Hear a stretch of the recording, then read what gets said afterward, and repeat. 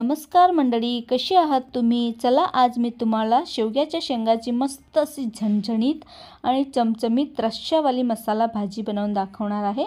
तर त्यासाठी इथे मी पावशेर शेवग्याच्या शेंगा घेतलेल्या आहे आणि असे तुकडे करून घेतलेले आहे आणि त्याची साल सुद्धा काढून घेतलेली आहे आणि एक मध्यम आकाराचा बटाटा घेतलेला आहे। बटाटा घातल्याने भाजीला टेस्ट खूप छान येते, म्हणून आवर्जून बटाटा नक्कीच घाला।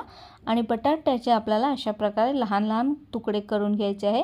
जास्त मोठेही करायचे नाही आणि जास्त छोटेही करायचे नाही, अगदी मध्यम आकाराचे असे तुकडे करून घ्यायचे आहे। हे पहा अशा प्रकारे।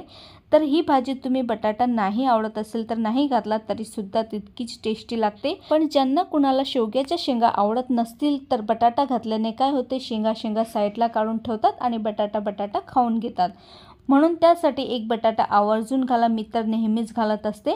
आणि आता याला स्वच्छ 2-3 पाण्याने धुवून घ्यायचे आहे। स्वच्छ पाण्याने धुतल्यानंतर याला आपण शिजवायला घालणार आहोत। तर मी तर याला कुकरमध्ये शिजवते आणि या शेंगा शिजायला जास्त काही वेळ लागत नाही, फक्त एकाच शिट्टीमध्ये शेंगा शिजल्या जातात।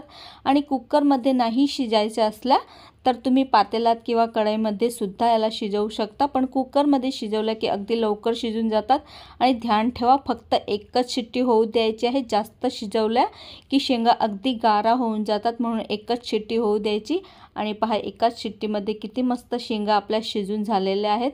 आणि पहा आता मसाला बनवण्यासाठी मी इथे 4 कांदे घेतलेले आहे आणि छोटे छोटे 2 तुकडे मी खोबरं घेतलेले आहे। हे सुक्कं खोबरं आहे आणि खूपच छान टेस्ट येते बरं का भाजीला याने।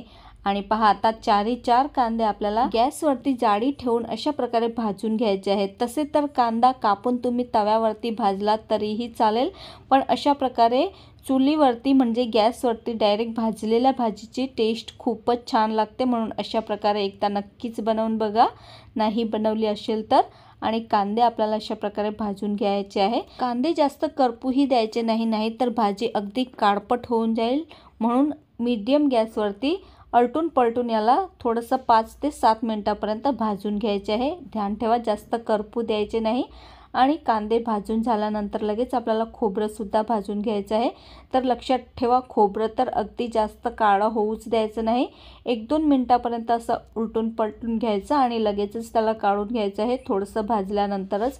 नाहीतर खोबरं जरी जास्त काळं झालं तर भाजी अगदी काळपट होते। आणि जर तुम्हाला काळा मसाल्याची काळी जी भाजी असते तशी बनवायची असेल तर थोडंसं करपलं तरी सुद्धा चालते, पण मला जास्त काळपट बनवायची नाही आहे, म्हणून मी जास्त करपू देणार नाही आहे। लगेचच मी खोबरंही काढून घेतलं। आणि पहा लसूणच्या पाकळ्या घेतलेल्या आहे 8 ते 10, कारण भाजी आपली जास्त आहे म्हणून। आता कांद्यावरचे जे साल आहेत ते आपल्याला काढून घ्यायचे आहे, नाही काढले तर जसं मी म्हटलं तसं भाजी अगदी काळपट होते, म्हणून हे जळालेले जे साल असतात ते आपल्याला काढून घ्यायचे आहे। आणि कांदा कापून घ्यायचा आहे, थोडासा जाड असला तरी सुद्धा चालेल, कारण आपल्याला त्याला मिक्सरमधून वाटूनच घ्यायचं आहे, पण वरचे साल मात्र काढायला विसरू नका। आणि जर तुम्हाला काळपट भाजी हवी असेल, म्हणजे काळा मसाल्याची भाजी हवी असेल तर राहू दिली तरी सुद्धा चालेल, पण मला झणझणीत लाल तर्रीवाली भाजी बनवायची आहे, म्हणून मी ही काळी साल सगळी काढून घेतलेली आहे आणि थोडंसं जाडसर असा कापून घेतलेला आहे। आणि खोबरं सुद्धा अशाच प्रकारे बारीक बारीक कापून घेतलेलं आहे, म्हणजे कापलं की मिक्सरमध्ये वाटायला जास्त उशीर लागणार नाही। आणि पहा खोबरंही मी जास्त काळपट असं भाजू दिलेलं नाही आहे, अगदी 2-3 मिनिटे परतूनच मी लगेच काढून घेतलं होतं। आणि आता याला आपल्याला मिक्सरच्या भांड्यामध्ये वाटून घ्यायचं आहे। तर 8 ते 10 लसूण पाकळ्या सुद्धा मी घेतलेल्या आहे। आणि पहा याला पहिले पाणी न घालता आपल्याला बारीक वाटून घ्यायचं आहे, कारण आपण खोबरं घातलेलं आहे तर वाटायला थोडासा उशीर लागू शकतो, म्हणून पाणी न घालता आधी याला बारीक वाटून घ्यायचं। आणि बारीक वाटल्यानंतर मग थोडंसं पाणी घालायचं, म्हणजे अगदी बारीक वाटलं जाईल। तर अशा प्रकारे वाटण आपल्याला वाटून घ्यायचं आहे। तर पहा आधी मी याला बारीक वाटून घेतल्यानंतरच थोडंसं यामध्ये पाणी घातलेलं आहे। पाणी घातल्यानंतर 1-2 वेळा फिरवलं तरीही आपलं वाटण मस्त बारीक होऊन जाते। तर हे पहा अशा प्रकारे अगदी बारीक वाटण झालेलं आहे। आणि आत्ता तुम्हाला तरीही थोडंसं काळपट वाटतच असेल, पण जेव्हा आपण याला मिक्स करू ना तेव्हा अगदी लालसर होऊन जाईल। आता मी कढईमध्ये 4 चमचे तेल घातलेलं आहे, कारण की भाजी आपलं जास्त प्रमाणात आहे, म्हणून मी 4 चमचे तेल घातलेलं आहे। आता मोहरी आणि जिऱ्याची आपल्याला फोडणी द्यायची आहे आणि 2 तेजपत्त्याची पानं घालायची आणि 2 दालचिनीचे छोटे छोटे तुकडे घालायचे। मग वाटलेला मसाला घालायचा आहे, सगळा मसाला यामध्ये घालायचा आणि मस्त मिक्स करून घ्यायचं। नंतर यामध्ये आपल्याला पहा 1.5 चमचा मी इथे धनेपूड घेतलेली आहे, अर्धा चमचा हळद घेतलेली आहे, 1.5 चमचा मी गोंडा मसाला घेतलेला आहे आणि 2 चमचे मी 1 चमचा लाल तिखट घेतलेला आहे आणि 1 चमचा मी काश्मीरी मिरची घेतलेली आहे, म्हणजे रंग मस्त लालसर येईल म्हणून मी काश्मीरी मिरची सुद्धा घेतलेली आहे। तुम्हाला ज्या प्रमाणे तिखट हवं असेल त्याप्रमाणे तुम्ही मिरची घालू शकता। नंतर सगळं मस्त मिक्स करून घ्यायचं आणि थोडंसं पाणी घालायचं आहे आणि मस्त मिक्स करून घ्यायचं आहे। पहा, हा मसाला जेवढा चांगला भाजला जाईल की नाही, भाजीला टेस्ट तेवढीच चांगली येईल, म्हणून मसाला चांगला भाजू द्यायचा आहे। अगदी 5 मिनिटाला झाकण ठेवून भाजू द्यायचं आहे आणि तेल मस्त वरती येईल त्यावेळी झाकण काढून घ्यायचं आणि मग थोडंसं अजून पाणी घालायचं आणि मस्त मिक्स करून घ्यायचं आहे। तर पहा, जेवढा मसाला छान भाजला जाईल की नाही तेवढीच भाजीला चव खूपच छान लागते, म्हणून मसाला चांगला 5 ते 10 मिनिटापर्यंत भाजू द्यायचा आहे आणि तोपर्यंत याला अशा प्रमाणे मिक्स करत राहायचं, म्हणजे मस्त मसाला भाजला जातो। आणि गॅसची फ्लेम मीडियमच ठेवायची आहे, जास्त वाढवायची नाही।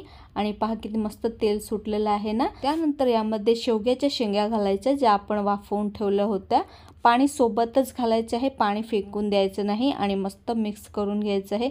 तर पहा, या भाजीला जेवढा जाड तुम्हाला रस्सा हवा असेल त्याप्रमाणे यामध्ये पाणी घालायचं आहे आणि ध्यान ठेवा, पाणी मात्र आपल्याला गरमच घालायचं आहे। गरम पाणी घातल्यानं तर्री खूप मस्त येते, म्हणून ध्यान ठेवा, गरमच पाणी घालायचं, थंड पाणी घालायचं नाही।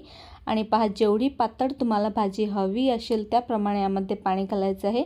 आणि ह्याआधी आपण यामध्ये मीठ घातलेलं नाही, म्हणून मी 2 चमचे यामध्ये मीठ घातलेलं आहे किंवा चवीप्रमाणे मीठ घालायचं आहे। आणि आता याला उकळी येऊ द्यायची आहे। तर पहा, शेंगा आपल्या वाफवलेल्याच आहेत आणि मसाला सुद्धा आपण मस्त भाजू दिला आहे, म्हणून जास्त याला उकळू द्यायची गरज नाही, फक्त एक उकळी येऊ द्यायची, म्हणजे 5 ते 7 मिनिटे याला अशा प्रकारे उकळी येऊ द्यायची आहे।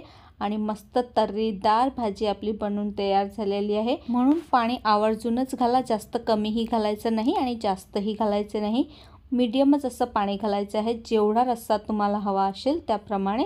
मग गॅसची फ्लेम बंद करायची आणि भरपूर अशी कोथिंबीर घालायची आणि मस्त आपली अशी ही तर्रीदार शेवग्याच्या शेंगाची भाजी बनवून तयार झालेली आहे।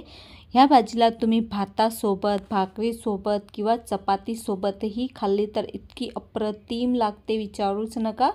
तर मंडळी, कशी वाटली तुम्हाला आजची ही शेवग्याच्या शेंगाची मसालेदार तर्रीदार भाजी? मला कमेंट करून नक्कीच सांगा। आणि व्हिडिओ जर आवडला असेल तर व्हिडिओला लाईक करा, शेअर करा आणि चॅनलला सुद्धा सबस्क्राईब करायला विसरू नका आणि शेजारचं बेल आयकॉन सुद्धा प्रेस करा, जेणेकरून मी जेव्हाही रेसिपीचे व्हिडिओ अपलोड करेल तर त्याचं नोटिफिकेशन सगळ्यात आधी तुम्हाला मिळेल। तर भेटूया अशाच एका नवीन रेसिपीसोबत। बाय।